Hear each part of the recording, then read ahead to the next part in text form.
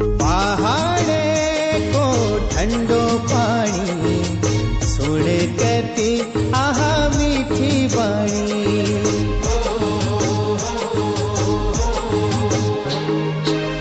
पहाड़ को ठंडो पानी सुन कती मीठी बाणी। पहाड़ को ठंडो पानी सुन कती मीठी बाणी। छोड़नी नी लागेनी हो छोड़नी नी लागेनी। तो ये जो आपका पानी का जो एकदम से मतलब अनिश्चित हो गया है कि पानी कितना बरसेगा और कितनी तेजी से वो बह जाएगा, वो बहते हुए पानी को हम लोगों का रोकने की कोई ऐसी व्यवस्थाएं न होने से हमारे जल स्रोत रिचार्ज नहीं कर पा रहे हैं, क्योंकि जमीनी जो ऊपरी स्तर है उसकी क्षमता नहीं है कि वो एकदम से वो पानी को जमीन के अंदर ले ले। तो लिए हमें सभी लोगों को काम करना होगा कि हम अपने जल स्रोतों के जलग्रहण क्षेत्र में पानी को हम कैसे रोक सकते हैं जिससे कि वो धीरे धीरे जमीन के अंदर जा सके। आप हैं नवीन भट्ट जी, जो 3 दशक से चिराग संस्था को अपनी सेवाएं दे रहे हैं। आप नौलों, जल स्रोतों और गधेरों के पुनर्जीवन पर कार्य कर रहे हैं।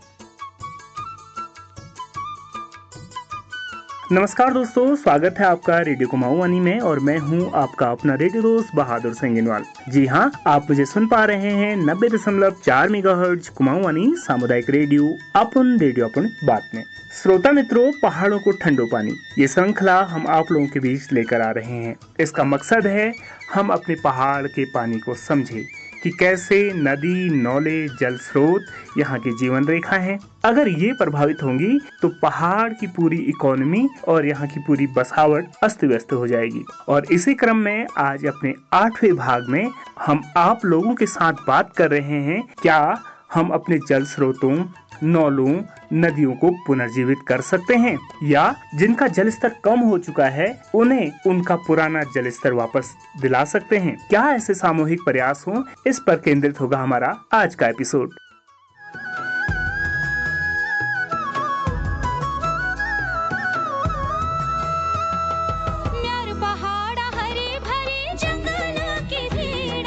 मेरु पहाड़ बिछी रेंद चौमासे की छीड़ा। मेरु पहाड़ हरी भरी जंगला की भीड़ा। मेरु पहाड़ बिछी रही चौमासे को छीड़ा। नंदा देवी पंचचूड़ी पहुंची रे आगाशा। जय बद्री केदार जय हो तुम्हारी जुआशा। हरिद्वार ऋषिकेश बट दी दुनिया मगाना। मेरु पहाड़ देव भूमि हमारी जुशाना। दोस्तों, हमारी श्रृंखला पहाड़ों के ठंडो पानी के पूर्व के भागों में हम विभिन्न प्रकाशित रिपोर्टों के माध्यम से बता चुके हैं कि जल स्रोतों का स्तर किस तेजी से कम हुआ है।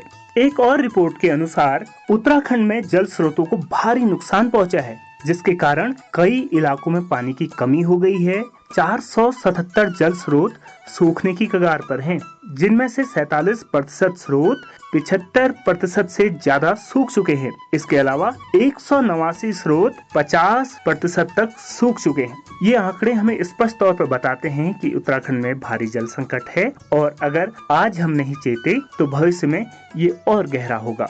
एक समुदाय के तौर पर सवाल अब हम पर है कि हमने अपने जल स्रोतों को इस स्तर तक पहुंचा दिया। अब हमारे पास 2 रास्ते हैं। एक कि हम जो हो रहा है होने दें, दूसरा हम सामूहिक प्रयास करें अपने पानी के स्रोतों को पुनः जीवित करने और उन्हें उनके पूर्व के जल स्तर तक लाने के लिए प्रयास करें। तभी हम अपनी आने वाली पीढ़ियों के लिए एक सुरक्षित भविष्य बना सकेंगे। कैसे हम अपने जल स्रोतों को संरक्षित करें, उन्हें उनके पूर्व का जल स्तर दिला पाएं, क्या यह संभव है भी या नहीं, इस विषय पर हमने बात की नवीन भट्ट जी से, जो पिछले 3 दशक से चिराग संस्था के साथ जुड़कर विभिन्न सामाजिक मुद्दों पर कार्य कर रहे हैं। वर्तमान में जल संरक्षण के लिए उनके द्वारा किए गए कार्य उत्साहजनक परिणाम दे रहे हैं। अब हमने उनसे जाना कि पुराने जल स्रोतों को पुनः जीवित किया जा सकता है, अगर हाँ तो ये कैसे संभव है। तो उन्होंने बताया, नमस्कार, मैं नवीन भट्ट हूँ और मैं आपका छतौला गांव का रहने वाला हूँ। तो मैं चिराग संस्था के साथ ग्रामीण क्षेत्र में मैं काम करते हुए करीब 37 साल हो गए मेरे को। सीधे शब्दों में अगर कहूँ मैं तो जवाब मेरे पास हाँ में है, क्योंकि मैं भी नौले का ही पानी पीता हूँ हमेशा। तो आज भी वो नौला मेरे को आपका करीब पहले तो पूरे 12 महीने पानी देता था, लेकिन अब 8 महीने पानी देता है वो मेरे को भी। अधिकांश लोगों का पानी को लेकर काम है वो स्रोत से आगे की आपका योजनाओं में लोग ज्यादातर काम कर रहे हैं, लेकिन स्रोतों को कैसे पुनर्जीवित करें उसके ऊपर ज्यादा ध्यान लोगों का न तो गया और न ही लोगों ने उसमें काम किया। सरकार ने भी बहुत प्रयास किए कि आपका मृदा एवं जल संरक्षण के क्षेत्र में काम किया जाए करके, लेकिन नीचे की गहराई से एक आम जो उपभोक्ता परिवार है उनको कैसे समझाया जाए उस पर बहुत ज्यादा डिटेल में बात आज तक हो नहीं पाई। तो हम लोग संस्था के माध्यम से जल स्रोत पुनर्जीवन जीर्णोद्धार का जो काम कर रहे हैं, हमारा काम सिर्फ उसमें यह है कि हम कैसे जल स्रोतों में पानी को वापस ला सकते हैं। अब हमारे सामने में सबसे बड़ी दिक्कतें ये आ रही हैं कि एक तो जो बरसात का जो समय था, लंबे समय तक बरसात मिलती थी और एक आपका लंबे समय तक हमको बर्फ मिलती थी इस क्षेत्र में, तो ये दोनों में अंतर आ गया है या बदलाव आ गया है। इसमें दोनों में बारिश हो रही है, आज भी अगर देखा जाए तो बारिश का जो मात्रा वही है, लेकिन उसका समय कम हो गया। एक लगातार बारिश जो है, रिमझिम बारिश जो है चली जाती थी, जो जमीन में आपका बहुत आसानी से चले जाता था। जमीनें जो है बंजर पड़ने से हमारा जो पानी का रिसाव जमीन के अंदर जाना चाहिए था वो नहीं जा पा रहा है। तीसरी जो मुख्य चीजें हैं कि हम लोग नल से पानी पीने के आदी हो गए हैं, तो लोगों ने हमारे जो जल स्रोत थे उनकी ओर ध्यान देना जो है धीरे धीरे छोड़ा। जल स्रोत थे हमारे, वो जल स्रोतों का जो आपका जल क्षेत्र था, वो क्षेत्र में पहले लोग खाल चाल और ये जो भी पहले लोग बनाते थे या जानवरों को उगाने के लिए ले जाते थे, तो उनके लिए भी कुछ ऐसी व्यवस्थाएं जंगलों में बना दिया करते थे जिसमें ये पानी इकट्ठा होता था। एक तो पशुओं को पानी मिल जाता था, दूसरा धीरे धीरे जमीन के अंदर रिसता था। जो है वैज्ञानिक तौर तरीके से हम भूगर्भीय जो आपका पूरी संरचनाएं हैं उसको कैसे समझे हैं, तो मेरे नॉलेज में पानी आता कैसे है, इसके लिए हमने कोशिश किया था कि इक्वाडैम के साथ मिलकर पिछले 15 सालों से हम लोग जलग्रहण क्षेत्र में एक समझ बनाने की कोशिश कर रहे हैं, जिसमें जो आपका जलग्रहण क्षेत्र में जो आपका पूरा उसका कैचमेंट आता है, वो कैचमेंट में हमको क्या समझना है कि तो वनस्पति को समझना है बहुत जरूरी कि हमारी इसमें वनस्पति क्या है। दूसरा हमको भूगर्भ के अंदर समझना है कि उसमें पत्थरों के प्रकार किस तरीके के हैं। आपको ध्यान होगा बहुत सारे पत्थर ऐसे होते हैं जो पानी को पीते हैं और कुछ पत्थर ऐसे होते हैं जो पानी को नहीं पीते हैं। तो हमारे जो पानी पीने वाले पत्थर हैं वो हमारे लिए क्या है कि स्टोरेज है। असल में वो पानी को पूरे बरसात में भीगते हैं, भीगने से वो गीले रहते हैं, तो धीरे धीरे उससे रिसाव बनता है जो आपका स्रोतों के माध्यम से हम लोगों को मिलना शुरू होता है पूरे साल भर के लिए। अब वो भी असली में क्या है कि 2-3 तरीके के स्रोत हैं, जैसे कि एक तो पहाड़ियों में अगर कोई क्रैक है तो क्रैक के माध्यम से वो पानी पूरा इकट्ठा होकर हमको नौले धारे के रूप में मिलता है। मतलब क्रैक वाली जो है हम उससे फ्रैक्चर आपका स्रोत बोलते हैं, तो फ्रैक्चर जो स्प्रिंग है वो ज्यादातर जो है धारे के रूप में निकलती है। तो वो होता क्या है कि पहाड़ के अंदर कभी ऐसी घटनाएं रही होंगी भूकंप की या पेड़ों की जड़ों के माध्यम से जो पहाड़ अंदर टूटते हैं, तो वो बहुत सारे पानी के जो स्रोत हैं उनको इकट्ठा करते हुए वो निकाल के लाती है। दूसरा जो है वैज्ञानिक तरीके से बोलते हैं डिप्रेशन वाली जो स्थितियां होती है, आपने देखा होगा कि बरसातों में भूखे फूट जाते हैं। तो भूखे फूटने का कारण क्या है कि कहीं पे अगर बहुत ज्यादा मिट्टी का ढेर पड़ा है, तो मिट्टी का ढेर क्या होता है कि धीरे धीरे पानी जब अगर नीचे अगर हार्ड रॉक है तो वो धीरे धीरे ऊपर की ओर जो है निकलने शुरू हो जाते हैं। तो अब हमें जो है ना मेन फोकस क्या करना है कि हम कैसे अपने जल स्रोतों के जो ऊपर का जो क्षेत्र है उसका जलग्रहण क्षेत्र, पहले तो हमको ये समझना है कि हमारा जलग्रहण क्षेत्र स्रोतों का है कौन सा, और उसको समझने का सही तरीका यह है कि हमें जो भी चट्टानें हैं उन चट्टानों का ढलान जो है चेक करना है कि वो ढलान क्या 80 डिग्री में जा रहे हैं, 90 की डिग्री में जा रहे हैं। तो उसी के हिसाब से हमको पूरी पहाड़ी का एक सर्वे करना होगा, और सर्वे करने के बाद हमको ये अंदाजा आएगा कि हमारे नौले या धारे की ओर ये पहाड़ियों का ढलान जो है जा रहा है। तो हमको उसी पहाड़ी में आपका जल संरक्षण के काम करने होंगे। हम अगर थोड़ा मैदानी एरिया टाइप की अगर एरिया मिलती है तो हम बड़े खाल बना सकते हैं। अगर आपका ज्यादा तीव्र ढलान वाली अगर क्षेत्र मिलते हैं तो हम उसमें छोटे पर्कुलेशन के गड्ढे बना सकते हैं। बीच का ढलान अगर मिलता है हमको तो कंटूर ट्रेंच और ये सब चीजें बना सकते हैं। या हम लोग उसको बोलते हैं डीप रिचार्ज स्पीड, जो गहरे आपका गड्ढे खोद के उसमें पत्थर उगरो भर के, जिससे कि पानी आसानी से अंदर चले जाए। वनस्पतियों में देखिए ऐसा है कि हमारे वहाँ का जो सबसे अच्छे जो आपका पौधे हैं वो चौड़ी पत्ती वाले पौधे हैं। उसमें बांज भी है, बुरांज भी है, या आपका अयार भी है, या आपके जो अन्य हमारे पिलौज और ये सब चीजें हैं, यहाँ पे बमौर है, ये पौधे क्या है कि ना, ये पौधे हमेशा जमीन को नमी प्रदान करते हैं अपने वन क्षेत्र में, तो वो मिट्टी जो है ढीली रहती है ऊपरी सतह, और उसमें उसके बाद नीचे उसमें घड़ी की जो है झाड़ियां रहती हैं या भटूला की झाड़ियां रहती हैं या घासें भी उसके अंदर रहती हैं, तो जिससे कि पानी को जो है जमीन के अंदर ले जाने में बड़ी जो जड़ें वाले पेड़ हैं वो बड़े आसान होते हैं कि वो जड़ों के माध्यम से वो जमीन के अंदर तक पानी को बड़े आसानी से ले जाते हैं। तो जंगलों का बहुत ज्यादा इसमें रोल है कि हम आपका कैसे उस कैचमेंट में वृक्षारोपण को लाएं जिससे कि मिट्टी उसकी ना बहे और मिट्टी थोड़ा सा उसकी ऊपर से हल्की परत रहे, मतलब ऐसा भी ना हो कि जो बिल्कुल एकदम ऊपर से आपका स्लिप कर रहे हैं, चलने में स्लिप कर रहे हैं, उस तरीके की स्थिति ना हो।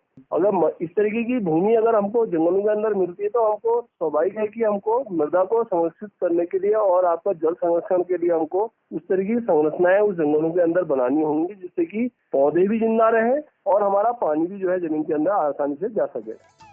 वैज्ञानिक तौर तरीकों को समझें। अगर हम अपने जल स्रोतों के वाटर कैचमेंट एरिया को समझें, वनस्पतियों को विभिन्नता के साथ उगने दें, तो हम अपने जल स्रोतों को पानी से लबालब भर सकते हैं। आज चाल, खाल और पोखरों को खोदकर जल संरक्षण की बात तो होती है, लेकिन वैज्ञानिक तरीकों और समुदाय के सामूहिक प्रयास से ये कार्य सफल हो सकता है। हमने नवीन भट्ट जी से उनके कार्य के दौरान उनके कुछ सफल प्रयासों के बारे में जानने की कोशिश की। ये भी जानने की कोशिश की कि समुदाय कैसे इसमें सहयोग करे और उनके लिए क्या संदेश वो देंगे। तो उन्होंने बताया, ऐसा नहीं है कि हम एक दो में ही कर रहे हैं काम, हम भीमताल ब्लॉक में भी काम कर रहे हैं, धारी ब्लॉक में भी हम लोग काम कर रहे हैं, आपका रामगढ़ में हम काम कर रहे हैं, अल्मोड़ा डिस्ट्रिक्ट के अंदर कर रहे हैं, बागेश्वर में कर रहे हैं हम लोग, हिमाचल के अंदर हम लोग काम कर रहे हैं, लमगड़ा ब्लॉक हम लोग कर रहे हैं अल्मोड़ा के अंदर में। ऐसी जो काम हुए हैं इससे पहले उनमें काफी अंतर आया है। उनमें जो 8 महीने के जो स्रोत थे उनमें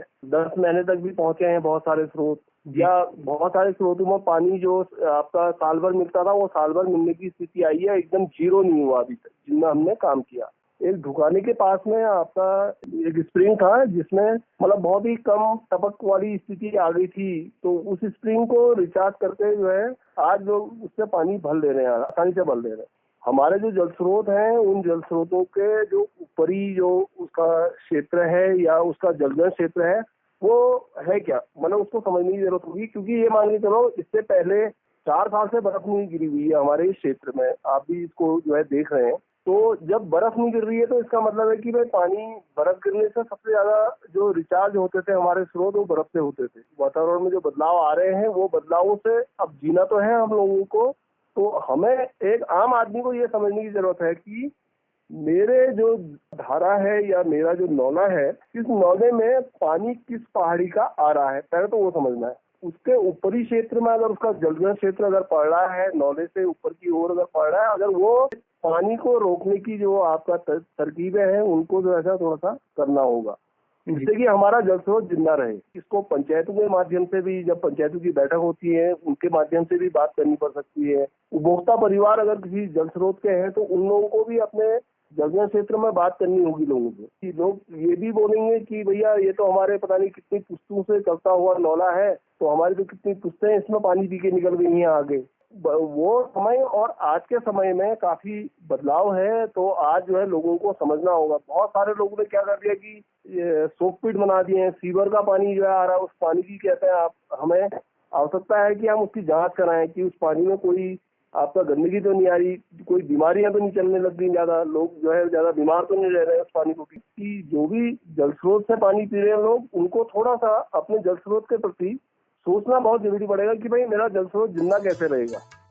पानी प्रकृति का उपहार है जो हमें मुफ्त में मिलता है और हमने इसका इस्तेमाल भी उसी तरीके से फ्री का समझकर किया और नदियों के स्थानों पर अवैध अतिक्रमण करके उनमें घर, मकान, दुकान बनाए, उनके कैचमेंट एरिया से पेड़ काटे, झाड़ियां हटा दी, हर जगह सड़कें बनाकर उस क्षेत्र को ध्वस्त किया, छत विचत कर दिया और इसी के परिणाम स्वरूप जल संकट हमारे सामने है। हमने नदियों में कचरा डाला, हमने नदियों में मिट्टी से उन्हें पाट दिया।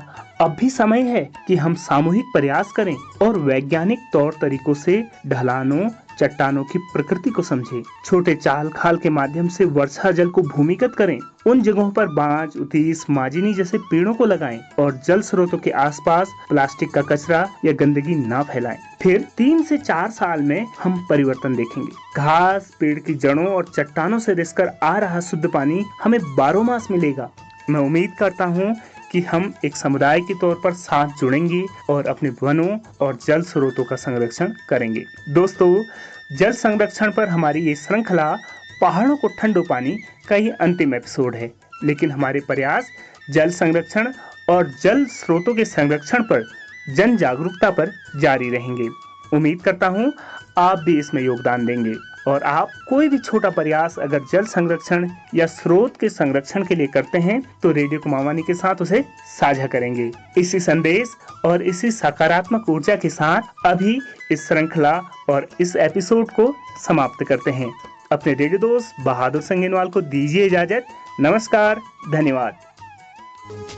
पहाड़े को ठंडो पानी सुन कती आहा मीठी बाणी।